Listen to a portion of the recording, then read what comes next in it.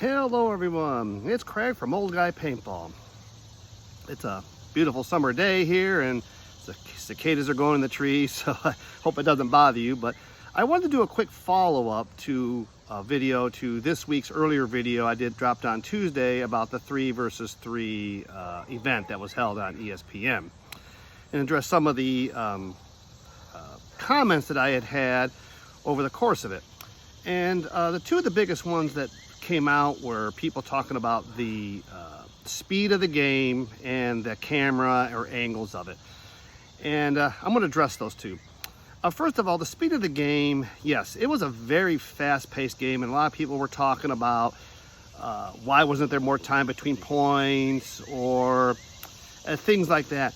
Unfortunately, like as I explained in the video, they were on a very tight time constraint. They had 1 hour to do basically 3 paintball matches and get all this in the time constraints, because the last thing you wanted to do was be going and all of a sudden, you know, here it is, it's we're down, it's tied, it's 1 minute to go, and boop, that's it, it's over, because ESPN was not going to let them go over.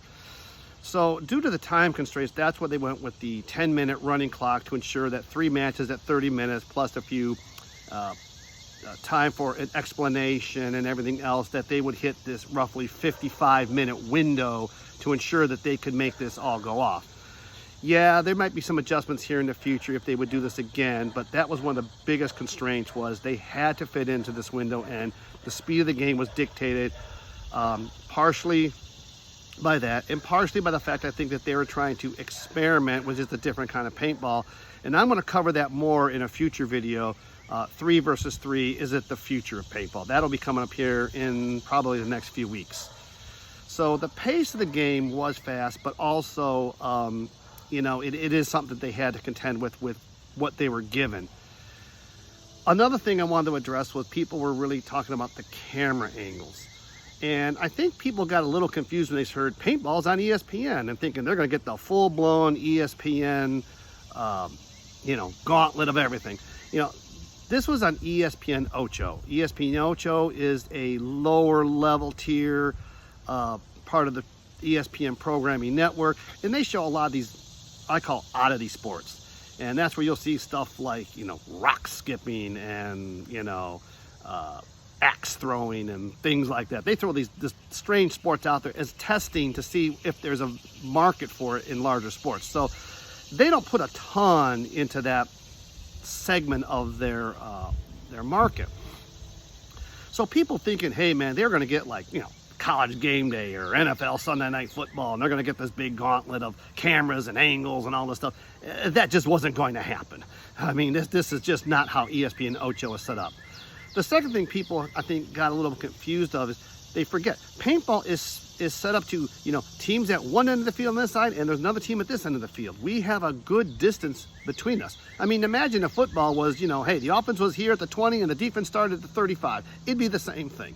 There's a gap, and you can't show the whole gap unless you have a high, wide-angle lens from above to show it. And yeah, I get it. And yes, we have some that were down in the field, and they got a few closer angles, but I was also talking about the camera quality. The camera quality that was being used was way better than anything Go Sports has used in the past when televising paintball matches. They, ESPN had some high quality camera. The definition was extremely well. But you got to remember, paintball also has a problem with, if a paintball hits a lens on a camera, that camera's out for the game. You have to clean that lens and get it all ready to go for the next one, and you just can't do that quickly. So the aspects of our sport also dictated why camera angles are the way they are, not just on the ESPN, but also with Go Sports and the streaming that we do for other paintball events. So please take that into consideration. This was the only second time in a year we've had paintball on the major network, and these are all just growing steps to getting it back to where it once was, maybe 20, 30 years ago. But, please, let's be patient, and be constructive, because you got to remember, if people come out and blast this, then they're going to think that people don't want to see it, and they may just give up on it. We got to be kind of a little more positive, saying, yeah, it could be better, but let's just not get really, harsh about it. But I want to thank everyone for all their comments, their likes, and their support. on my channel and with this past video. And I have some events coming up that, like I said, I'm going to be dressing to 3 versus 3 in its future. I'm hoping to next week do a mid-season report on the NXL as it stands going into the last couple events of the year. So be sure to tune on that on Tuesdays at 5 p.m. Eastern Standard Time. That's when I drop most of my videos now, Tuesdays at 5 p.m. Eastern Standard Time. So make sure you hit that subscribe button so you don't miss out on any of my upcoming content. And I look forward to seeing all of you on the paintball field soon.